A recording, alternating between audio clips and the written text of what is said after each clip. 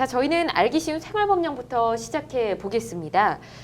생방송 법률 상담 시작한 지 어느덧 반년 정도가 된 것 같습니다. 가장 많이 들어오는 법률 상담 중 하나가 바로 채권 채무 상담이 아닐까 싶은데요.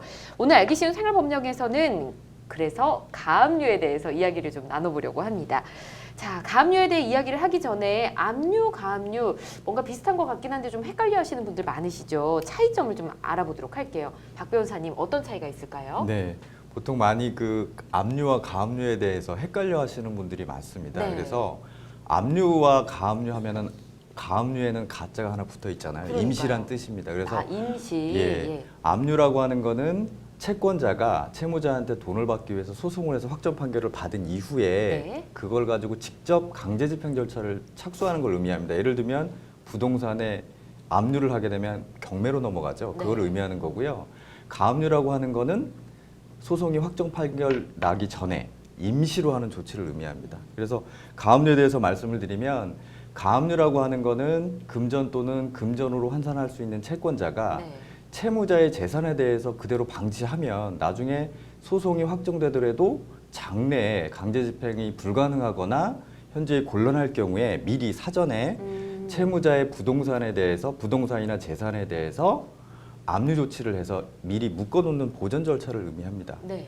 그래서 가압류라고 하는 거는 본격적으로 소송이 시작되기 전 또는 소송이 완전히 확정되기 전에 하는 절차에 해당합니다. 임시적인 거죠. 그러다 보니까 그 강력한 법적 효력은 없지만 아무래도 채권자가 채무자의 부동산이라든지 통장에 가압류를 하게 되면 네. 아무래도 채무자가 심리적으로 압박을 느끼게 되죠. 네. 그래서 대부분 실제적으로 가압류가 들어오면 네. 채권자한테 얼마 내가 빨리 갚겠다라는 협상이 들어오는 경우가 많습니다. 그렇군요. 네네. 알겠습니다. 정리를 해주시니까 좀 더 이해가 잘 되는 것 같은데 가압류라는 거 이 돈을 빌려준 사람이라면 누구나 신청을 할 수 있는 건지 좀 알아볼까요? 가압류를 하시기 위해서도 일단 기본적인 요건은 소명이 되어야 하는데요. 네. 가압류를 할 때 좀 어려운 법적 용어를 쓰자면은 그러니까 피보전 권리와 보전의 필요성 두 가지 축은 반드시 소명을 하시고 이제 접수를 하셔야 되는데요. 예. 그 피보전 권리라는 거는 방금 말씀 주신 것처럼 돈을 빌려 주었다. 따라서 내가 돈 받을 채권이 있다. 아니면 내가 저 건물을 명도 받아야 된다. 네. 아니면은 내가 저 사람으로부터 뭘 받아야 되겠다라는 등등의 권리가 있어야 기본적으로 할 수 있습니다. 아무런 예. 권리도 없는데 생면부지의 사람을 상대로 하는 건 당연히 말이 안 되겠죠. 네.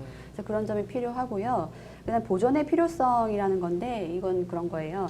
그러니까 가압류를 해서 채무자의 재산에 대해서 당장 처분이라든지 아니면은 뭐 환가라든지 아니면 순위 보전이라든지 그런 목적을 위해서 지금 당장 가압류를 해둘 필요성이 절실하다는 요건이 필요해요. 예. 그러니까 내가 권리가 있다는 것, 그 다음에 당장 가압류를 하지 않으면 나중에 권리를 하나도 못 찾을 수 있다라는 것 두 가지가 꼭 필요하고요. 예. 그 두 가지에 대해서 뭐 입증의 수준은 아니어도 소명 정도, 그러니까 기본적인 자료를 이야기하고 해서 소명 정도는 하셔야 네. 법원으로부터 어떤 가압류 결정을 받으실 수가 있습니다. 그렇군요. 권리를 주장을 해야 되고 네. 그 이유도 분명하게 제시를 해야 된다라는 조건들이 있고요. 그렇다면 가압류를 했을 때 또 어떤 효력들이 발생하게 되는지도 궁금해집니다. 박 변호사님. 네, 가압류를 하게 되면 가압류의 대상 목적물에 대해서 네. 그 채무자가 매매라든지 증여, 그다음에 저당권이라든지 이런 담보권 설정의 일체 처분 행위를 잠정적으로 금지하는 효력이 있습니다. 네. 여기서 이제 압류는 중국적이지만은 가압류는 잠정적인 거죠. 그래서 예를 들면 부동산에, 그러니까 채무자의 부동산에 가압류를 하게 되면 네. 채무자가 이거를 판다고 하더라도 가압류가 그대로 등기가 된 상태에서 넘어갑니다. 그래서 나중에 가압류에서 본안 판결을 받아서 경매로 넘어가면 처분권이 잃어버리는 거죠. 네. 그런 의미를 얘기를 하는 거고요.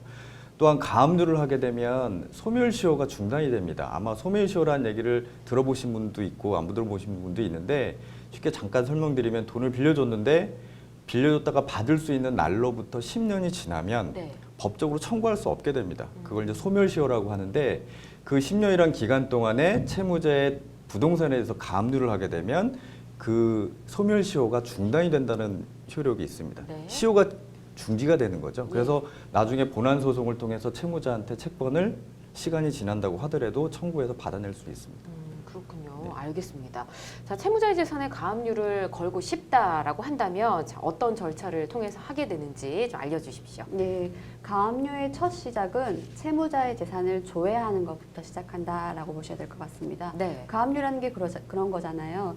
내가 채무자한테 뭔가 받을 게 있고 권리를 찾을 게 있는데 나중을 대비해서 미리 채무자의 재산을 처분할 수 없도록 아니면 나중에 처분을 대비해서 처분 금지를 시켜두는 건데 대부분의 채무자들은 난 돈이 없다라고 우기죠. 그러니까 가진 게 없기 때문에 어쩔 수 없다라고 하는데 네. 그 말이 진실인지 거짓인지 우리는 알 방법이 없습니다. 그렇죠. 따라서 가압류를 시작하시기 전에 미리 아름아름으로 탐문을 해서 채무자의 재산이 무엇이 있는지는 확인을 하셔야 됩니다.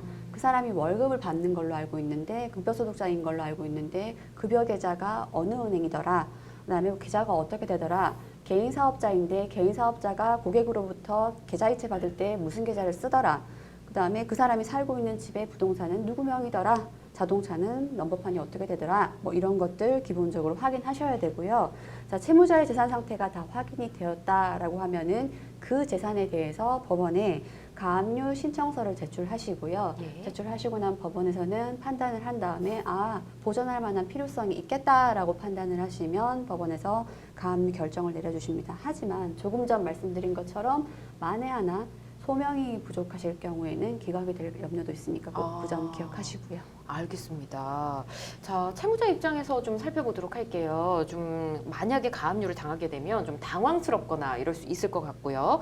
만약 사정이 있어서 변제 기일을 좀 미루거나 아니면 채권자에게 돈을 다 갚았는데 억울하게 또 가압류를 뭐 당하는 그런 경우도 있을 것 같거든요. 뭔가 구제할 수 있는 방법이나 아니면 기일을 좀 미룬다든지 이렇게 할 수는 있을까요? 네, 있습니다. 아까는 채권자 입장에서 말씀을 드렸는데 예. 부당하게 가압류를 하는 경우도 있거든요. 네.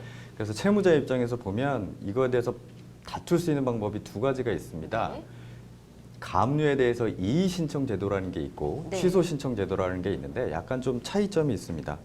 그 이의 신청 제도라고 하는 거는 가압류 결정 자체가 잘못됐다라고 다투는 거고요. 예. 취소 신청이라고 하는 거는 가압류 결정은 맞지만 그 이후에 계속 유지되는 거는 부당하다라고 해서 다투는 겁니다. 그래서 이 가압류 결정이 오면 채무자한테 법원을 통해서 가압류 결정 정본이 도달이 되는데 네. 그 해당 재판부에 이의 신청을 하시면 되고요. 그 이의 신청에 대한 어떤 특별한 사유는 없습니다. 가압류 자체가 부당하다고 해서 다투시면 됩니다. 그러면 해당 법원에서 심리기를 열어서 네. 거기서 그 해당 부분에 대해서 소명을 하시면 되고요. 가압류 취소 신청이라고 하는 건 아까 말씀드렸던 것처럼 결정은 맞지만 네. 그 이후에 재반 정황상 계속 유지되는 게 부당하다는 건데 이건 법에서 정해져 있습니다. 예를 들면 제소 기간이 도과됐다거나 네. 담보 제공 기간이 그러니까 담보를 제공했기 때문에 취소돼야 된다거나 아니면 사정 변경이 있다거나 이렇게 되는데 제소 기간 도과라고 하는 거는 가압류를 해놓으면 상대방 채무자의 부동산에서 가압류를 해놓으면 쭉 등기가 돼 있거든요. 그러면 원래대로라면 채권자가 정식 소송을 제기해가지고 다퉈서 가압류를 취소하거나 유지하거나 본원해야 되는데 네. 그대로 가지고 있습니다. 그럴 경우에는 채무자가 법원에 제소 신청을 할 수 있습니다. 그러면 법원에서 일정 기간에 이 부분에 빨리 제소를 해라라고 네. 했는데 그 기간 동안에 채권자가 제소를 안 했으면 도과됐다라고 이해할 수 있고요. 네. 사정 변경이라고 하는 거는 변제했다라는 얘기를 할 수 있고 담보 제공이라고 하는 거는 가압류 청구금 1억을 청구를 했으면 1억을 법원에 공탁해서 담보 제공하는 겁니다. 네. 이런 경우에 취소 신청할 수 있습니다. 알겠습니다. 이의 신청, 취소 신청 두 가지 방법이 있다는 거 좀 알아두시고요. 자, 빌려준 돈 못 받으면 정말 억울하죠. 어떻게 해야 되나 쏘가리만 하지 마시고 이런 가압류라는 방법도 있다는 거 기억하시면 좋을 것 같습니다. 좀 어려우면 전문가의 도움 받으시면 될 것 같고요. 자, 가압류와 관련해 더 궁금한 점 있으신 분들은 법제처 홈페이지 참고하시면 되겠습니다.